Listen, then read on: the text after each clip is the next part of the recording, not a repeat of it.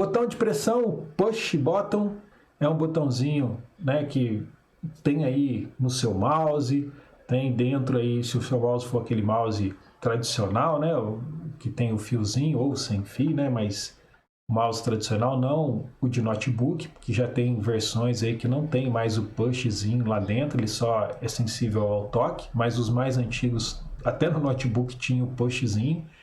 Ele é um botãozinho que você aperta, ele tem uma latinha, né? Tem um metalzinho lá dentro, aí ele abaixa e depois ele sobe. Então ele é momentâneo. Você tirou a pressão de dentro de cima dele, ele interrompe. Muito utilizado aí na parte de controles. Tem também um modelo que você aperta e ele fica travado. Aí você aperta de novo e ele destrava. Tem esse tipo de modelinho também de botão. O LED, né, que é o diodo emissor de luz, a energia só flui em um sentido. Dica de quando você pega um LED, né, e ele você não tirou ele de alguma placa, quando você compra ele vem uma perninha maior, que é o anodo, e olhando dentro dele você também vê um pedacinho menorzinho. Esse pedacinho aqui geralmente está relacionado ao anodo. Ele também tem um chanfrozinho do lado, que é o negativo, né, do catodo. E o catodo tem a perninha menor. O que vai acontecer se você ligar invertido, ele só não vai acender porque a energia vai sempre estar fluindo nesse sentido, né? Do anodo com catodo. Então é só isso. E outra coisa, os LEDs normalmente é de 1,8 a 2,2, depende do modelo, depende do fabricante, depende até da cor. Tem sim modelos de LED de outras voltagens, por exemplo, de 12 volts, tá? Mas o mais comum é de 1,8 a 2,2. Os resistores são um componente aí importantíssimo que controlam aí o fluxo de energia que está passando pela placa, quer dizer, pelo circuito aí, né? Consequentemente, tem toda a placa. E a unidade de medida que nós usamos aí é o ohms, né, que é aquela ferradurinha. E aí, quanto maior o número de ohms, mais resistência é fornecido a ele. Então, aqui nós temos até uma imagenzinha, né, mostrando aqui, ó, ele fica pressionando aqui a voltagem com amperagem para poder passar. E esse componente, o que acontece com ele? Como que ele é produzido, né? Vamos dizer assim, ó, bem simples, só para explicar, o método de explicar. Ao invés de ter um fio contínuo, eles interrompem esse fio, coloca ali uma cerâmica, né? Vamos dizer assim, uma cerâmica contaminada, poluída. Então, assim, tem ferro, tem outros materiais ali dentro que vão permitir, sim, a passagem de energia, mas vão dificultar. Como se tivesse uma sujeira ali no meio do fio, e aí vai interromper a energia para passar ali, vai ter dificuldade. E aí, conforme muda, né, o valor dele, a mais, né, maior vai ser essa sujeira que tem dentro dele ali, que vai atrapalhar ele deixar a energia passar. Vai ter mais obstáculo, tá certo? Então, funciona dessa forma aqui o resistor. E ele tem também algumas situações em que ele esquenta. Então, quando ele dificulta a passagem de energia, ele esquenta. E você vai encontrar ele de vários modelos, porque dependendo da aplicação dele, você vai ter ele grande, que é para ele suportar uma carga maior, tá? Então, existe também essa situação, você vai encontrar ele de diversos tamanhos, além, né, do ohms que você vai ter ali. O buzzer, que é um piezoelétrico, que é um alto-falantezinho, né, vamos dizer assim, ele vai ter na forma de passivo e ativo. Dá preferência para, na hora de comprar, pegar um buzzer ativo, que quando você energiza ele, ele já faz um som. Então ali tem uma lâmina piezoelétrica, ela vibra e produz aí o som. Eles não conseguem reproduzir com fidelidade igual um alto-falante, tá? É diferente. Ele produz aí um som que lembra mais daqueles videogames mais antigos, os sons, né, sei lá, 8 bits por aí. Então, ele consegue sim tocar, ter algumas escalas de nota musical, mas a ideia dele é de criar alerta.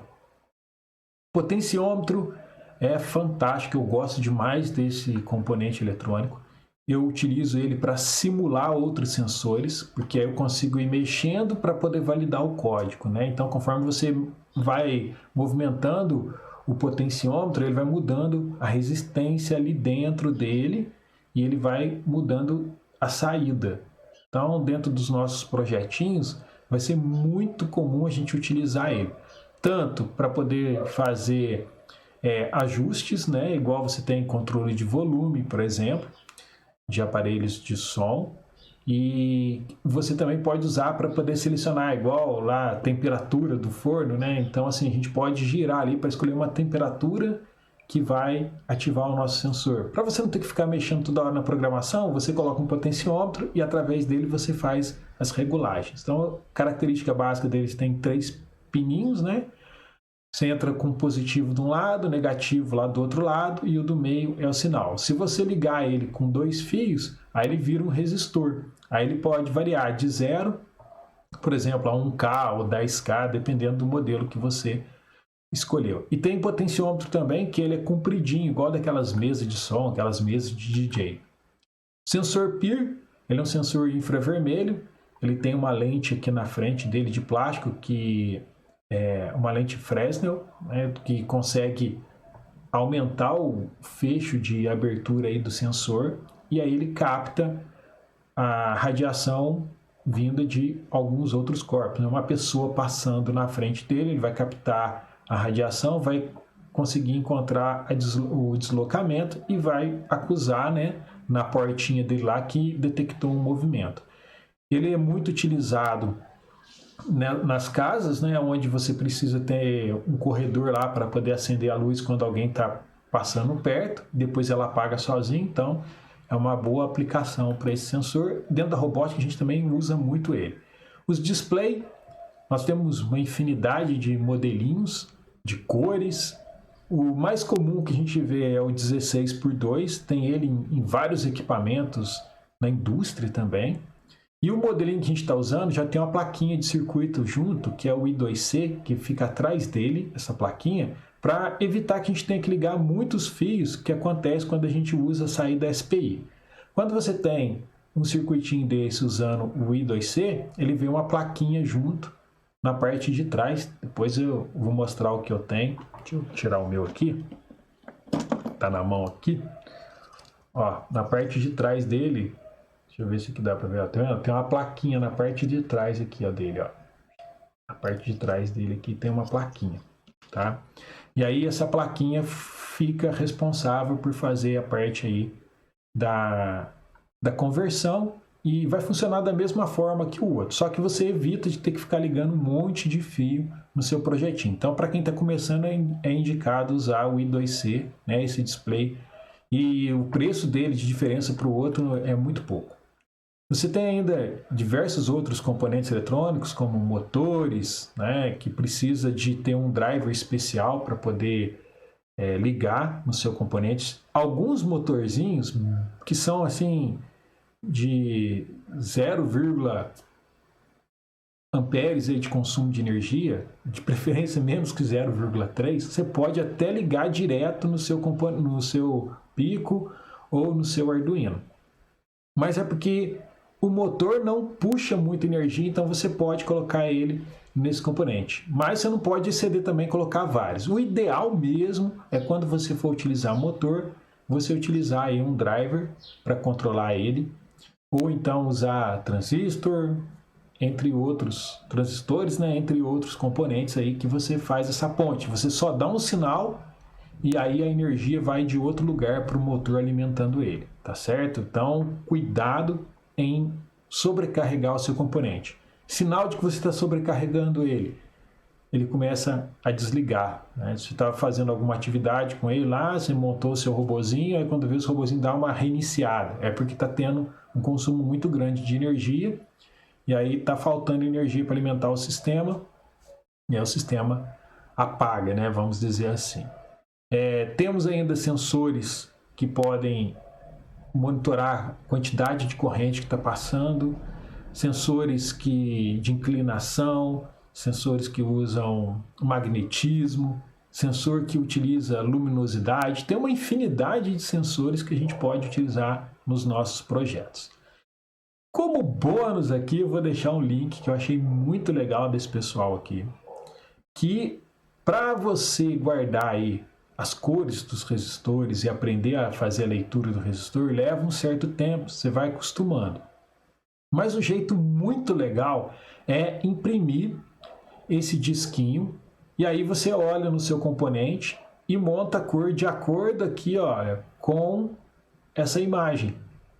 Por exemplo, um de 47K, você vai saber que ele vai estar iniciando com amarelo, roxo, e aí depois vem a outra corzinha lá, meio douradinha aqui, não sei por quanto que no meu monitor não dá para saber exatamente a cor que está aqui.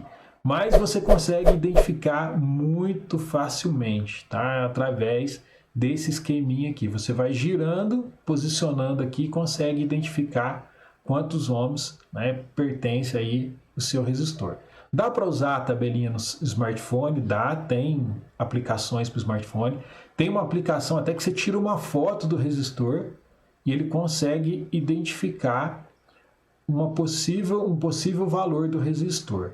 Lembrando que para isso tem que estar calibrado, né? O aplicativo, você tem que calibrar o aplicativo antes. O método mais confiável é utilizar um multímetro. No meu canal aí tem, se eu não me engano, em uma das listas aí tem explicação de como que utiliza um multímetro. Ele é o mais confiável para você identificar aí qual que é o valor de um resistor. Só pela cor, às vezes, você pode acabar se enganando, mas a cor já é uma indicação. E aí eu deixo aí como bônus aí o linkzinho, vai estar na descrição também para vocês fazerem o download, imprimir esse disquinho e montar ele para fazer a leitura aí do resistor. Muito bem, no próximo capítulo então, nós vamos colocar a mão na massa e começar a parte de programação. Tentem adquirir um pouco desses, que não seja todos, mas pelo menos LED, buzzer, potenciômetro, sensor de temperatura. Tenta, que são componentes que são muito baratinhos, e aí você encontra uma loja e compra todos eles juntos, vai ficar bem baratinho. Alguns são mais caros, então às vezes você deixa para comprar depois, mas se você conseguir comprar algum desses componentes para poder já fazer esses experimentos que estão aí na videoaula anterior, tem a lista dos que vamos utilizar aí dentro dessa série que estou usando o material lá fornecido pela Flip Flop, tá joia? Um abração para vocês, fiquem com Deus e até o próximo Experimentos de Garagem.